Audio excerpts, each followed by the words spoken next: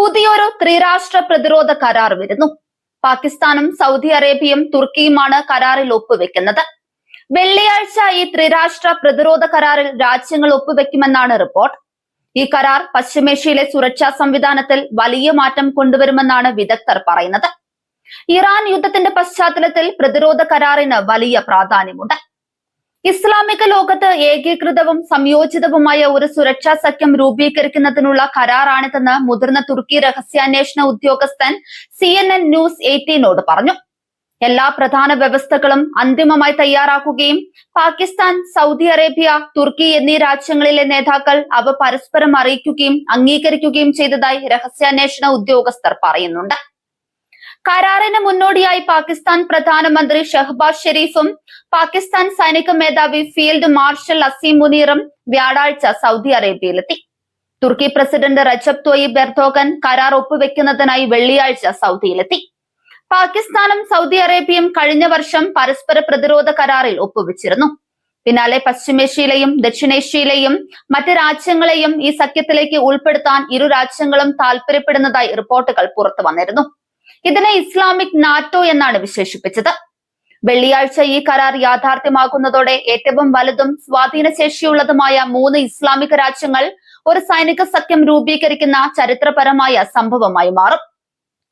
CNN news 18 report ചെയ്യുന്നതിനനുസരിച്ച് Pakistan, Saudi Arabia, തുർക്കി പ്രതിരോധ കരാർ കഴിഞ്ഞ വർഷം പ്രഖ്യാപിച്ച സൗദി പാകിസ്ഥാൻ പരസ്പര പ്രതിരോധ കരാറിന്റെ വിപുലീകരണമാണ്.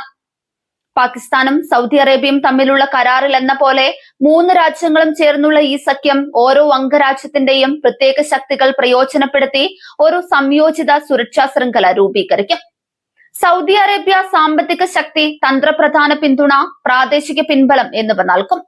തുർക്കി ഡ്രോൺ സാങ്കേതിക വിദ്യ ഉൾപ്പെടെയുള്ള നൂതന സൈനിക സാങ്കേതിക വിദ്യയും നാറ്റോ നിലവാരത്തിലുള്ള സൈനിക വ്യവസായ അടിസ്ഥാന സൗകര്യവും നൽകും.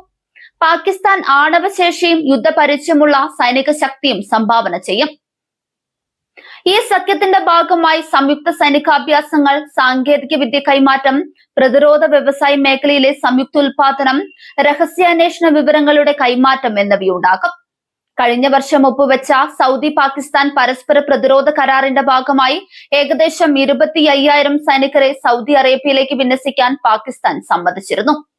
ഇവർക്ക് കവചിത സേന, പീരങ്കിപ്പട, കാലാൽപ്പട, റോക്കറ്റ് യൂണിറ്റുകൾ എന്നിവയ്ക്കൊപ്പം വ്യോമസേനയുടെ 2 സ്ക്വാഡ്രണുകളും നാവികസേനയുടെ 2 കപ്പൽ പടകളും പിന്തുണ നൽകും.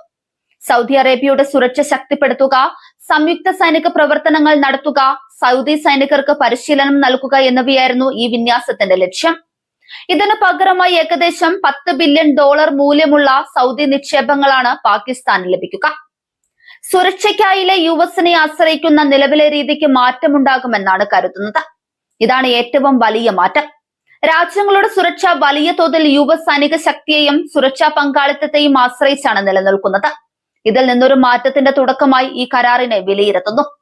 സൗദി സ്വന്തം സുരക്ഷയ്ക്കായി പ്രാദേശിക ശക്തികളുമായി കൂടുതൽ പ്രതിരോധ ശൃംഖലകൾ നിർമ്മിക്കാൻ ശ്രമിക്കുന്നതിന്റെ സൂചനയായി ഈ കരാറിനെ കാണാം. തുർക്കിയുടെ മധ്യപൂർവേഷ്യൻ സ്വാധീനം വർദ്ധിപ്പിക്കും. തുർക്കിക്ക് ഇതിനകം തന്നെ ശക്തമായ സൈനിക വ്യവസായമുണ്ട്.